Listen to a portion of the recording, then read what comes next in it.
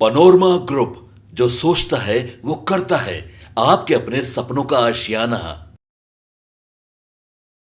भीतर की बात में एक बार फिर से आपका बहुत बहुत स्वागत करते हैं। और भीतर की बात में जैसा कि आपको पता है कि बिहार की राजनीति एक बार फिर से देश की राजनीति को प्रभावित करने के लिए तैयारी शुरू कर चुकी है। जैसा कि आपने देखा भी होगा कि बिहार में नीतीश कुमार के इस्तीफा देने के बाद से विपक्ष में भी बेचैनी थी। विपक्ष को ऐसा लगता था कि नीतीश कुमार हैं तो सब कुछ मुमकिन है, और नीतीश कुमार हैं तो स्थितियां बदल सकती हैं और विपक्ष को सत्ता में आने का मौका भी मिल सकता है।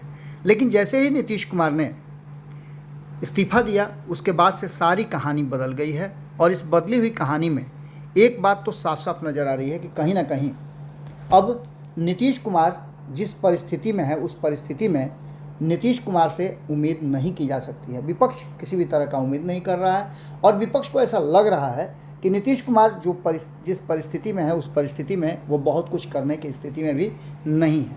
यानी सीधे तौर पे देखा जाए तो परिस्थितियां बिल्कुल उलट चल रही हैं। और इस उलट परिस्थिति में जिस तरह से राबड़ी देवी का आवास खाली कराया गया, आवास खाली कराने के साथ साथ ये चर्चा हमने आपसे कुछ दिन पहले ही किया था कि नीतीश कुमार भी चाहते हैं कि राबड़ी देवी का आवास खाली हो, और खाली होने के साथ साथ इस पर विवाद हो। हालांकि ये राजनीतिक रूप से मैंने ये बात कही थी, और तब मुझे अंदाज़ा नहीं था कि ये बात इतना जल्दी हो जाएगा। लेकिन अब बिल्कुल बंगला विवाद जिस तरह से पूरा राजनीतिक मुकाम ले चुका है, और इसको लेकर के कई तरह की चर्चाएं भी हो रही हैं। अभी तो आपने देखा होगा राबड़ी देवी ने एक अर्जी भी लगाई है। उन्होंने कहा भी है कि लालू प्रसाद के लिए कुछ अलग व्यवस्था करनी होगी, इसके चलते हमें 1 महीने का मोहलत और दिया जाए। यानी कि जो उनका बंगला है 10 नंबर, वो तो खाली होना है। लेकिन सीधे तौर पे लालू प्रसाद का एक बयान आता है, और लालू प्रसाद के बयान आने के बाद ये बात अब समझ में आने लगती है कि कहीं ऐसा तो नहीं कि भीतर ही भीतर नूरा कुश्ती चल रही है। लालू ने सीधे सीधे तौर पे नीतीश कुमार को एक मैसेज दिया है, और उस मैसेज में उन्होंने मीडिया के सामने बातचीत करते हुए साफ साफ कहा है कि जो कुछ भी हो रहा है उसके पीछे नीतीश कुमार है, उन्हीं के कारण ये सब कुछ हो रहा है, वही करवा। अब समझ लीजिए कि सीधे तौर पे लालू यादव और राबड़ी देवी के सुरक्षा हटाई गई, उसको लेकर के भी कहीं ना कहीं अब एक मन में उनके अब सरकारी बंगला खाली कराने का नोटिस उनको आ गया है, और उनको खाली करने का मियाद भी पूरा हो गया है। इन सब में नीतीश कुमार की चुप्पी बहुत कुछ कह रही है। सिंगापुर से इलाज करा करके लौटे लालू प्रसाद, और उनको लेकर के जो राबड़ी देवी ने बात कही है कि उनके लिए अलग से व्यवस्था करनी होती है, इन सारी बातों को लेकर के जब मामला सामने आता है तो साफ साफ नज़र आ रहा है कि इसमें राजनीति के साथ साथ व्यक्तिगत कुछ ऐसी बातें भी हैं जो भीतर ही भीतर राजनीति में अपना स्थान ग्रहण कर रही हैं। लालू की पार्टी कमज़ोर हुई है, और कमज़ोर इधर एक सप्ताह के अंदर में भी बहुत सारी ऐसे मुद्दे आए हैं जिसको लेकर के MY समीकरण उनका बिखरा है।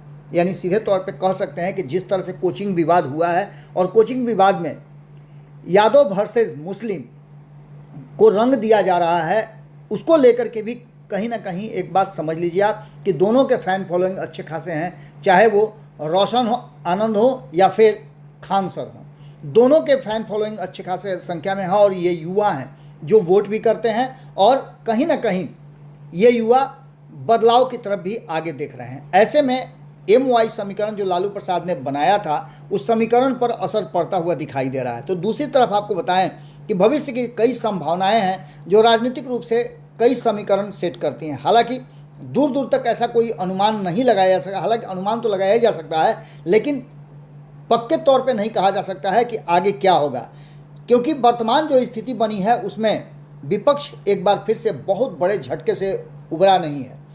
राबड़ी देवी के बंगला खाली होने का विवाद तो बिहार का है, लेकिन इससे पहले आपको बता दें कि भारतीय जनता पार्टी ने जिस तरह से अभी बिहार के बाद अपनी सत्ता स्थापित करने के बाद पश्चिम बंगाल में अपनी सत्ता स्थापित की है, और इस सत्ता स्थापित होने के तुरंत बाद जो परिस्थितियां बनी हैं और जिस तरह से TMC टूटी है, उसको लेकर के भी कई तरह की बातें कही जा रही हैं। जो वर्तमान परिस्थिति है उसमें राजनीतिक संभावनाएं हैं, उसकी तलाश शुरू हो गई है। वर्तमान में NDA गठबंधन के साथ मजबूती के साथ जनता दल यूनाइटेड है। नीतीश कुमार राष्ट्रीय राजनीति की तरफ अग्रसर हो रहे हैं, और उनका ये कदम कहीं ना कहीं इस बात की तरफ इशारा कर रहा है कि राष्ट्रीय राजनीति में उन्हें कोई बड़ा ओहदा मिल सकता है, बड़ा पद मिल सकता है, जिसकी भी चर्चा काफ़ी दिनों से चल रही है।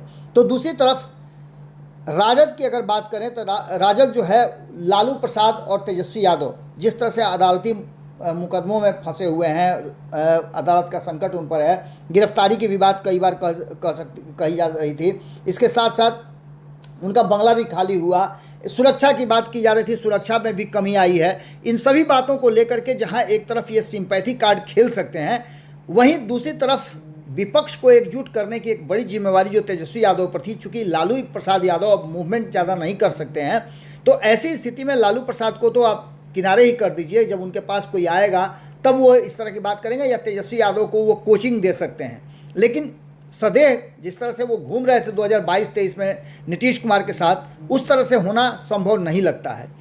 इसके अलावा आपको बता दें कि एक नया विकल्प भी बिहार में आ गया है, और ये विकल्प जनसुराज का है। पहले से ही लालू प्रसाद को काफ़ी मुश्किलें हो रही थी और लालू प्रसाद को AIMIM कई टक्कर दे रहा था। तो वहीं आपको बता दें कि जनसुराज ने भी प्रशांत किशोर जिस तरह से ज़मीन पर अब खूंटा गाड़ चुके हैं, और वो लगातार इस बात की तरफ इशारा कर रहे हैं कि मुख्य विपक्षी तो वही हैं, क्योंकि विपक्ष के नेता ही फरार नजर आ रहे हैं और विभिन्न मुद्दों पर उनका कोई भी वक्तव्य नहीं आता है, या फिर वो बिहार छोड़ करके बाहर रहते हैं।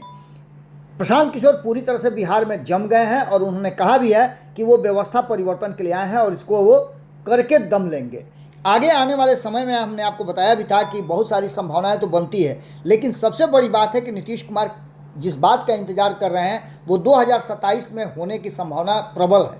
2027 में उत्तर प्रदेश के चुनाव में नीतीश कुमार की पार्टी जनता दल यूनाइटेड ये सोचती है कि उसे उत्तर प्रदेश में प्रतिनिधित्व मिलेगा। इसके साथ साथ 21 तारीख को नीतीश कुमार एक बड़ा फैसला लेने वाले हैं। उनके राष्ट्रीय कार्यकारिणी राष्ट्रीय परिषद की बैठक होनी है, उस बैठक से निकल करके क्या आता है। लेकिन सबसे बड़ी बात यह है कि 2027 का इंतजार जनता दल यूनाइटेड के लगभग सभी कार्यकर्ता और नेताओं को है, पदाधिकारियों को है। ऐसा लगता है कि नीतीश कुमार को केंद्र में एक बड़ी भूमिका मिलेगी।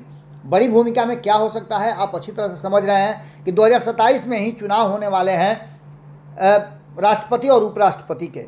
इस बात को लेकर के भी अब चर्चा चल रही है कि अगर नीतीश कुमार को बड़ी कुर्सी मिल जाती है तो फिर नीतीश कुमार कहीं जाने वाले नहीं हैं। लेकिन दूसरी तरफ ये भी बातें कही जा रही है कि नीतीश कुमार को डर इस बात का है कि कहीं ऐसा तो नहीं कि ऑपरेशन कमल जो हो रहा है, या फिर जिस तरह से पार्टियां, गैर भाजपाई पार्टियां टूट रही हैं, उसके सांसद फरार हो रहे हैं, भाग रहे हैं, विधायक टूट रहे हैं, ऐसी स्थिति में क्या जनता दल यूनाइटेड के सामने भी ऐसी परिस्थिति आ सकती है? निश्चित रूप से इसमें कोई बड़ी बात नहीं हो सकती है, लेकिन सीधे तौर पे देखा जाए तो बिहार में जो वर्तमान परिस्थिति बनी है उसमें देखने को से तो यही लगता है कि नीतीश कुमार और लालू प्रसाद में दूरियां बढ़ी हैं, और इस दूरी बढ़ने के कारण कई ऐसी बातें सामने आई हैं जिसमें अब खुल करके नीतीश कुमार का विरोध भी और नीतीश कुमार की नीतियों का कहा जाए तो उजागर भी कर रहे हैं लालू प्रसाद।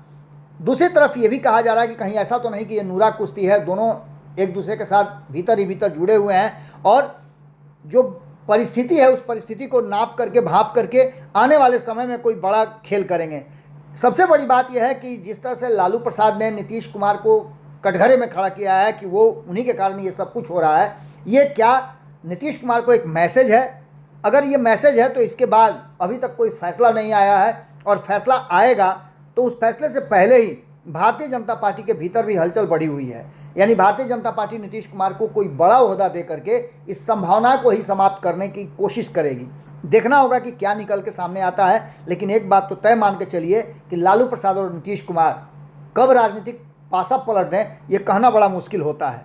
जुड़े रहिए भारत लाइव के साथ, खबरों का सिलसिला लगातार जारी है। बहुत बहुत धन्यवाद, नमस्कार। आपके सपनों को हमने सजाया है, ई होम्स पैनोरामा को हमने बनाया है। ई होम्स मेरा एक सपना था जिस पे मैं पिछले 4 साल से काम कर रहा था। हमने जो बनाया है वो सबने है माना। ई होम्स पैनोरामा में हो आपका भी आशियाना। और फाइनली हमने 2021 में इस प्रोजेक्ट को लॉन्च किया। बहुत लोग अप्रिशिएट कर रहे हैं कि पूर्णिया जैसे शहर में, बिहार के, एक तो बिहार की बात करें उसमें भी पूर्णिया जैसे छोटे जगह में इस तरह का लाइफस्टाइल देना, ये सुन के हम लोगों को बहुत अच्छा लगता है। ई होम्स में हमने कुछ और भी किया है, जैसे हम जिस जगह में रह रहे हैं हमारे फैमिली सिक्योर हो, उनको सिक्योरिटी का ध्यान में रखा है। आपकी सुविधा और सुरक्षा आपके लिए खास है, ये आपका विश्वास है। इसमें आर्टिफिशियल इंटेलिजेंस का 7 लेयर सिक्योरिटी का हमने इस्तेमाल किया है। लस ग्रीन कैंपस को बनाया है। यदि हमारा बाउंड्री वाल है तो वो वर्टिकल गार्डन है।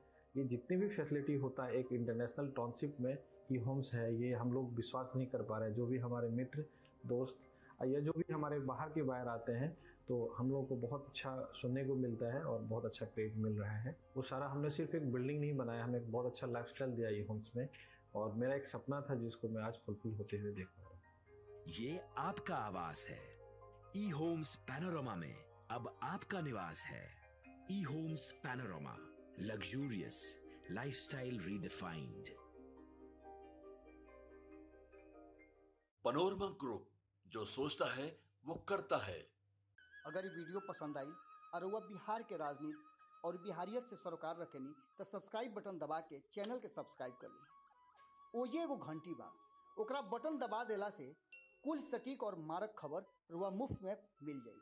अगर रुआ पत्रकारिता के हमनी के नया प्रयोग में सहयोग कर चाहतानी तो ज्वाइन बटन दबा दी। पेटीएम नंबर नोट कर ली 9386816700।